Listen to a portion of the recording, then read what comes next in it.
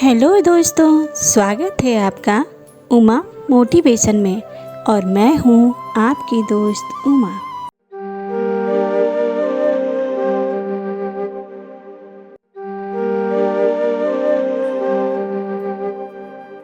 तो चलिए शुरू करते हैं आज की मोटिवेशनल कहानी। एक समय की बात है, एक राजा था। वह बड़ा ही नेक और बुद्धिमान था।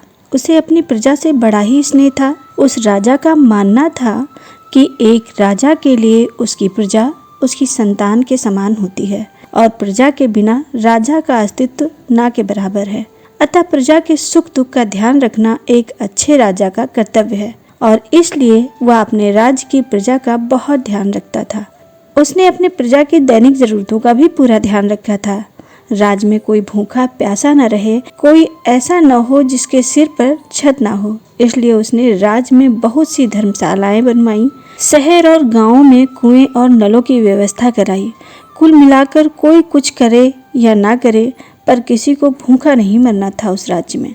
पर राजा की इन अच्छाइयों का उसकी प्रजा ने गलत फायदा उठाया। राज्य में सभी तो नहीं, पर ज्यादातर लोगों का मानना था कि राजा यदि हमें फ्री में खाना या पानी देता है तो कोई हम पर एहसान नहीं करता, बल्कि ये उसका फर्ज है। और उन्हीं लोगों में अब काफी लोगों ने मेहनत करनी बंद कर दी थी।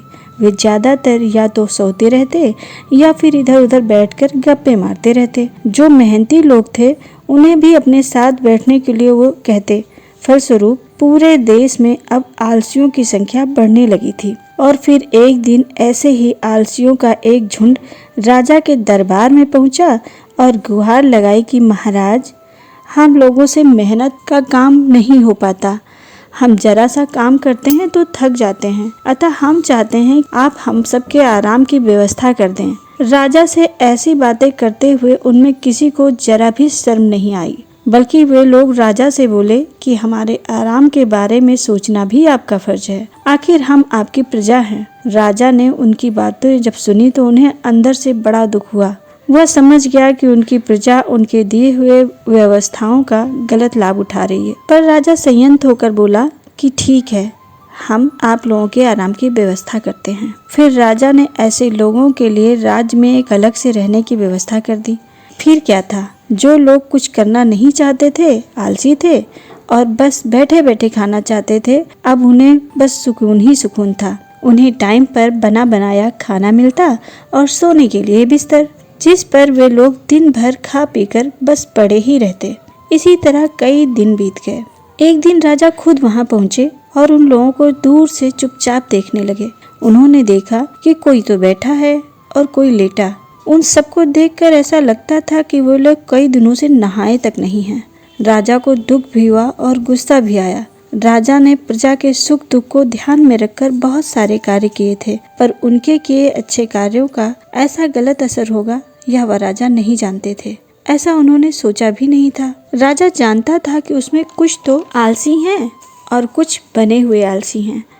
फिर कुछ सोचकर राजा ने अपने सैनिक से वहां आग लगाने को बोला, जहां सारे आलसी इधर उधर सो रहे थे। आग लगते ही कुछ लोग भागे और कुछ लोग आग बुझाने की कोशिश करने लगे और एक ही पल में वहां पूरा मंजर ही बदल गया। राजा समझ गया कि ये वो लोग हैं जो सुविधाएं पाकर आलसी बन गए थे। वास्तव में जरूरत पड़ने पर ये लोग सब कुछ कर सकते हैं, क्योंकि जिसे अपने जीवन से प्यार है वह दूसरों के जीवन की रक्षा जरूर करेगा। लेकिन फिर राजा ने देखा कि दो लोग अभी भी वहां पड़े हुए हैं। आग की गर्मी महसूस होने पर भी वे बस करवट ही बदल रहे हैं। वे लोग उठने की कोशिश तक नहीं कर रहे। तो सैनिक ने राजा के से हाथ जोड़कर पूछा, महाराज, इन दोनों का क्या करें? तो राजा मुस्कुराए और बोले, ये लोग तो पहले से ही मरे हुए हैं। दरअसल ये लोग काफी पहले मर गए थे, बस शरीर ही जीवित है। क्योंकि यदि जीवित होते अपने शरीर को इस आग से बचाने की कोशिश ये जरूर करते, और उसे खुद के शरीर की कद्र नहीं, वह इस धरती पर सिर्फ और सिर्फ एक बोझ है। ऐसे लोगों का मरना ही उचित है, क्योंकि इनकी आत्माएं पहले ही मर चुकी हैं और आज शरीर की बारी है। जो लोग जान बचाकर भागे हैं वो लोग कम से कम अपने जीवन को बचाने के लिए कार्य तो करेंगे और अब हम इन्हें सुविधाएं तो देंगे पर बदले में इनसे उचित कार्य भी लेंगे, क्योंकि बिना मेहनत बिना श्रम के मिली हुई वस्तु किसी भी तरह से हितकर नहीं होती, और जो हमारी प्रजा के लिए हितकर नहीं उसके लिए अब हम कानून बनाएंगे। क्योंकि मेहनत कश इंसान अपने मेहनत के दम पर सिर्फ अपना ही नहीं बल्कि अपने राज्य का भी भला करता है, और जो मेहनत से घबराता है, काम से भागता है, अपने साथ साथ अपनों को और अपनों के साथ साथ अपने राज्य को बर्बाद करता है। दोस्तों, आपको हमारी ये मोटिवेशनल कहानी कैसी लगी और आपने हमारी इस कहानी से क्या सीखा, हमें कमेंट कर जरूर बताएं। और हाँ, प्लीज हमारे चैनल को लाइक, शेयर और सब्सक्राइब करना ना भूलें। Thanks for watching.